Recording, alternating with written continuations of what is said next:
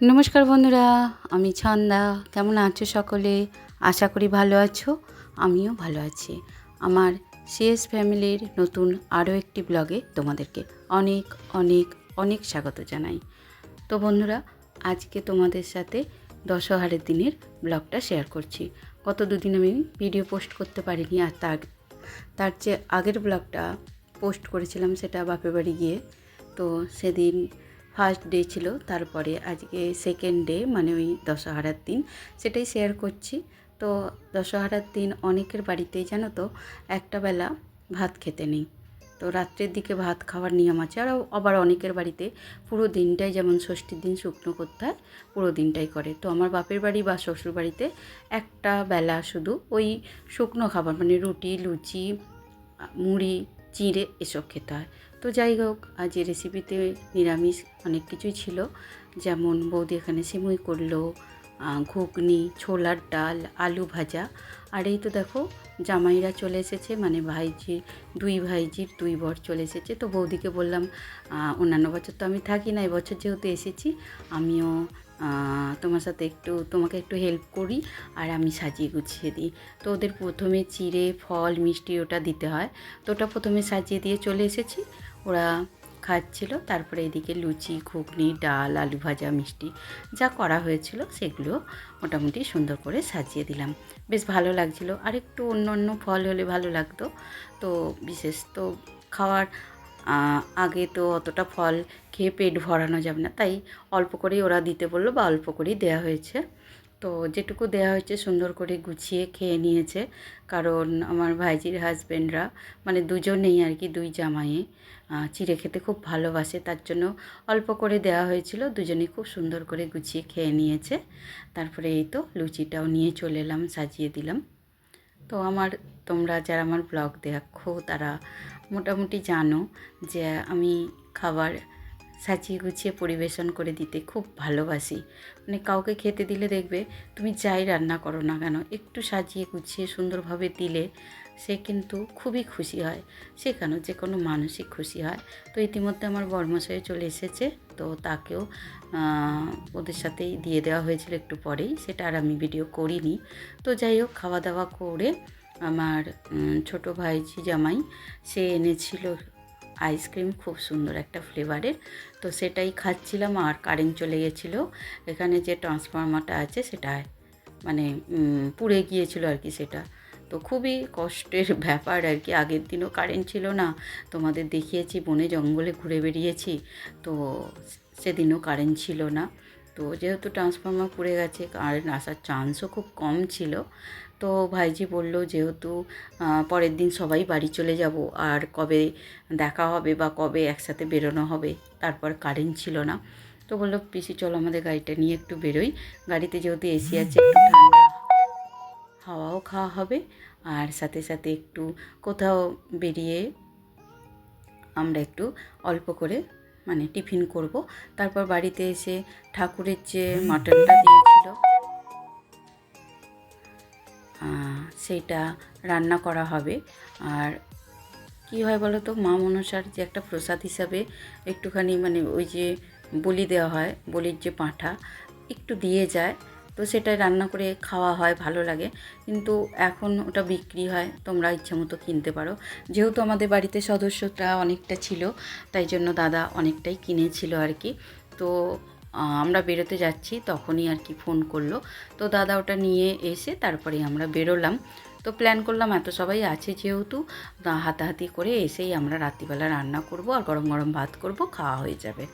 আর এই তো এখন বেরোচ্ছি, বাচ্চাগুলোকে বাইরে হোটেলে কিছু খাইয়ে দেবো, আর আমরাও কিছুটা খেয়ে নেব। তো সেই কারণেই আর কি সবাই মিলে বেরোনো হলো।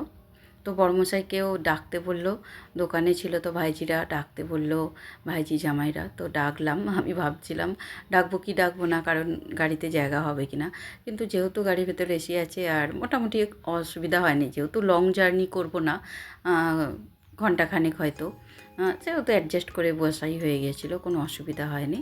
আর এই তো দেখো বেরিয়ে পড়েছি গান শুনতে শুনতে। আর ডেস্টিনেশন কোথায় আমি ঠিক জানি না, ছোটো ভাইজি হাজব্যান্ড যেখানে নিয়ে যাবে আমাদের ছোটো জামাই, তো আমরা সেখানেই যাব। আর এই তো রোডের উপর দিয়ে এখন আমরা আমাদের যাত্রা শুরু করে দিয়েছি, সবাই মিলে গল্প করতে করতে। বেশ ভালোই লাগছিল। আর অনেকক্ষণ বাড়িতে কারেন্ট না থাকায় গরমে হাঁসফাঁস করছিলাম, আর গাড়ির ভেতরে এসিতে বসে বেশ গান শুনতে শুনতে বেশ ভালোই লাগছিল। এরকম টুকটাক বেরোলে ভালোই লাগে। তো ভাইজি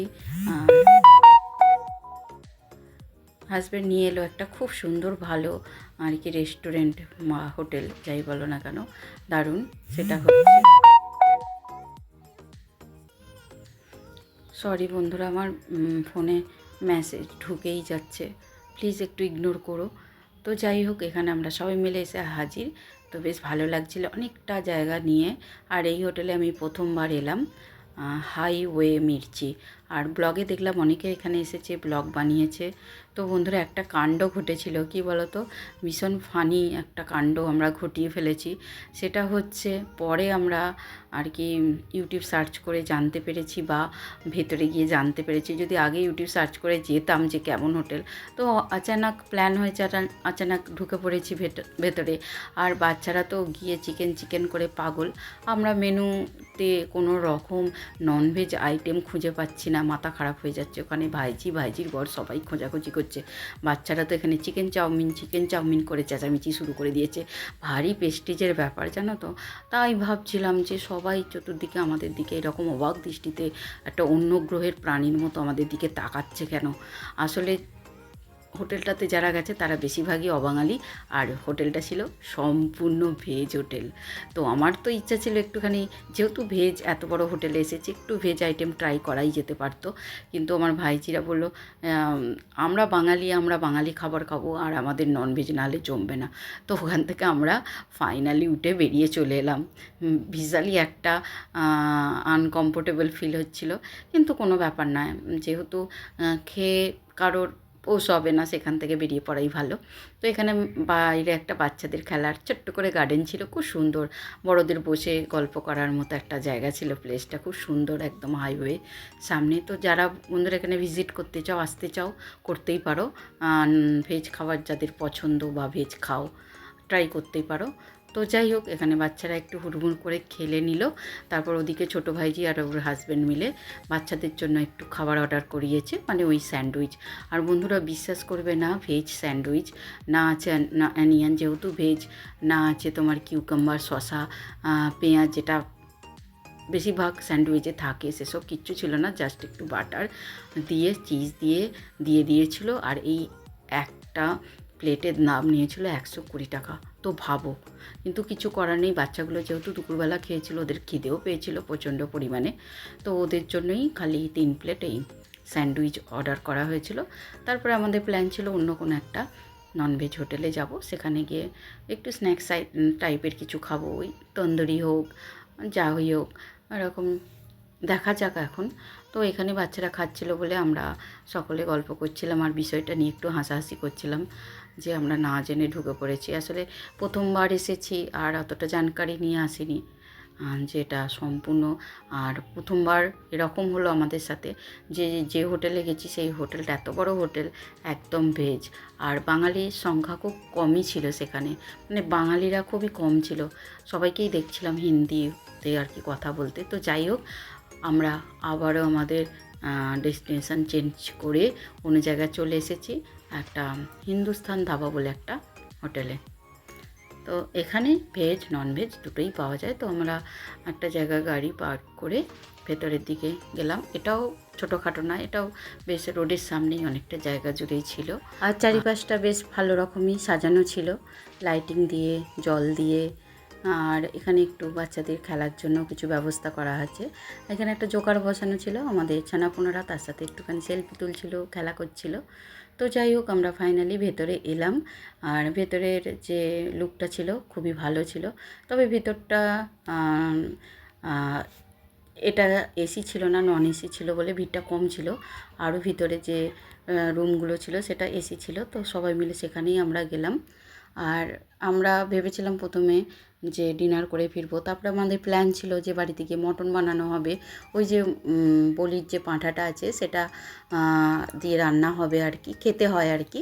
তো একটু বেশি করে নেওয়া হয়েছিল, বললাম না যে সদস্য সংখ্যা বেশি বলে। তো যাই হোক, গরম ভাত হবে, তো আমরা এখানেই হালকা করে টিফিন করব। আর বাচ্চারা যেহেতু একটা করে স্যান্ডউইচ খেয়েছে, ওদেরকে আবার চাউমিন দেওয়া হয়েছে। ওরা তো বাড়িতে গিয়ে রাত্রিবেলা কিছুই খেতে পারেনি, তবে বন্ধুরা আমরাও খেতে পারিনি। আর বৌদিরা একটু ডাল ভাত করেছিল যেহেতু জামাইরা ছিল, আর আমি আমার বড়মশাই আমাদের বাড়িতে চলে এসেছিলাম। আর এসে আর কিছুই ভালো লাগেনি, তাই জল খেয়েই শুয়ে পড়েছিলাম। কারণ সত্যি কথা বলতে কি, ওই অনেকটা রাত হয়ে গেছিলো, তখন খাওয়ার বা বানাবার ইচ্ছা কোনোটাই ছিল না। আর সিধুকে তো দেখতেই পাচ্ছ কীভাবে ক্লান্ত হয়ে গেছে, সারা দুপুরটা ঘুমায়নি, 3টেতে সময় নেই, বদমাইশি করে চলেছে। তো যাই হোক, এর মধ্যে আমাদের যে ওয়েলকাম ড্রিঙ্ক লেমন ওয়াটার সেটা চলে এসেছে। আর আপাতত এখন টেবিল খালি, তারপরেই আসবে। ছানাপোনারা খাবে চাউমিন, আমরা যাই হোক যেগুলো অর্ডার করেছে সবই চিকেনের প্রিপারেশান ছিল, 2-3টে তন্দুরি ছিল, কাবাব ছিল, এসব ছিল। তো এইগুলো খেয়ে মোটামুটি আমাদের পেট ভরে গিয়েছিল। রাত্রিবেলা আর খাবার সেরকম ইচ্ছাই ছিল না। তো এইভাবেই আজকের দিনটা পুরো আমরা কমপ্লিট করলাম। তো হ্যাঁ বন্ধুরা, প্রথমে যদি ওই মানে হোটেলটায় যেতাম, যেটায় প্রথমে গিয়েছিলাম হাইওয়ে মির্চিতে, তো ওখানে বসে হালকা খেয়ে আমরা বাড়ি ফিরে রান্না করে নিতেই পারতাম, এত সবাই ছিল। কিন্তু অনেকটা টাইম ওখানে কেটে গেল, বাচ্চারা খেলো, আবার এতটা এসে এই মানে হোটেলটা এলাম, সব মিলিয়ে ব্যাপারটা এলোমেলো হয়ে গেল আর কি। তাই জন্য বৌদিকে বললাম টেনশন নিতে হবে না, সবাই ক্লান্ত, আর এইভাবে রান্না করে খাওয়ার এতটা রাত্রে ভালো লাগবে না। তো পরের দিনকে যেটা প্ল্যান ছিল ফুলফিল হলো না, সেটা পরের দিনকে ফুলফিল হয়েছিল। আমিও গিয়েছিলাম, সবাই মিলে রান্না করে জমিয়ে খেয়েছিলাম। তো বন্ধুরা, সেই ব্লগটাও তোমাদের সাথে শেয়ার করব খুব শীঘ্রই।